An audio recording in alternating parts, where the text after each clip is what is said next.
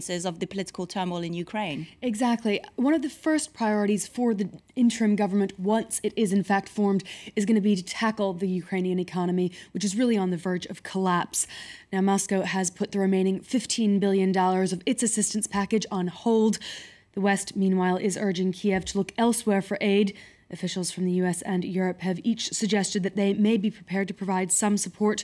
As we know, the EU's Catherine Ashton is heading there to discuss possibly reviving that trade deal that Viktor Yanukovych spurned last year.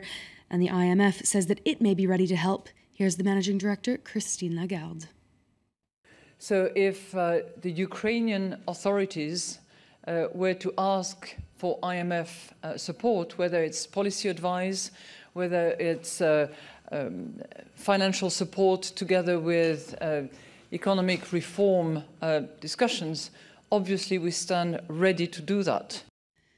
Now, Lagarde was speaking at a G20 meeting of finance ministers, which was held this weekend in Australia. Finance ministers vowed to boost global economic growth by a full 2 percentage points over the next 5 years, although they didn't lay out exactly how they plan to do it. They also agreed to increase cooperation to combat offshore tax evasion and endorsed a plan for countries to automatically exchange tax information, not just when it's requested. They issued an unusually short, just 2-page-long communiqué outlining their conclusions. They say their growth target is an ambitious goal, which will create millions of jobs around the world. We're committed to implementing policies that aim to lift our collective GDP by more than 2% above the trajectory implied by current policies over the next 5 years. Put differently, our policies could deliver over $2 trillion more in real economic activity and tens of millions of new jobs. All right, let's take a look at the markets now. How are they starting off today?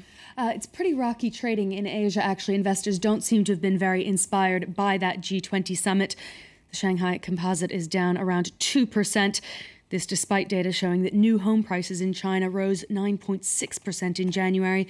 Property stocks like Poly Real Estate and China Merchants Property tumbling around 7% there in Shanghai. Okay, let's focus on the latest in smartphone and mobile gadgets because the annual Mobile World Congress is opening its doors in Madrid today. In Barcelona actually, even. And it's going to be what everyone's going to be waiting for is Mark Zuckerberg, the head of Facebook, who will be giving the keynote address later on.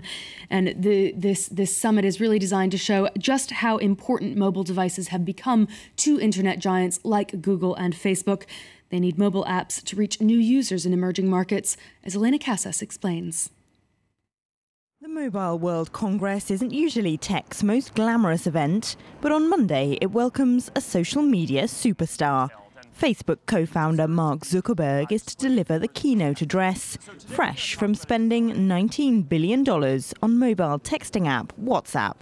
The internet giant knows it must crack mobile if it is to break into emerging markets. 1.2 billion people in the developing world have mobile data connections, while just 350 million of them have broadband at home. The Congress will also show off plenty of new toys for gadget fans, with wearable tech, this year's buzzword. Among the big changes coming up in the mobile phone industry is the multiplicity of gadgets. We now use smartphones and tablets, but we're about to start using watches, and soon we'll use mobiles attached to our clothing, or etc. In future, mobile phones will come in very different shapes. And that future is already here. Martian watches receive text messages and link to your smartphone via voice commands. If you worry you're too clumsy for all this cutting-edge kit, Kyocera has a solution for you, a phone that can survive for half an hour in water up to 1 meter deep. Other exhibitors will be showing web-connected versions of everything from toothbrushes to dog collars, meaning the Internet of Things is no longer science fiction.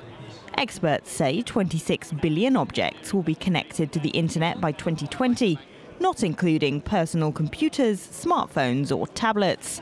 That would represent a nearly 30-fold increase from roughly 900 million Internet-connected things in 2009. And let's end with the very quirky story, a very bad hair day for the rap star Nicki Minaj. Yeah, she's getting sued by her former hairstylist to the tune of $30 million. He accuses her of selling wigs that he designed under her own name, her own label. Now, her flamboyant hair pieces are part of her signature, really part of her image. But her former hairstylist, Terrence Davidson, says that the rapper's team discouraged him from taking part in a reality show, then didn't follow through with plans to produce another show with that star. He says all of this has damaged his reputation and business to the tune of $30 million. We'll see what a court in Atlanta has to say about that. Yeah, all right. Thank you very much, Kate Moody, for all of the business news. And it's time now for web news, starting with a tour of the luxurious estate of the ousted Ukraine.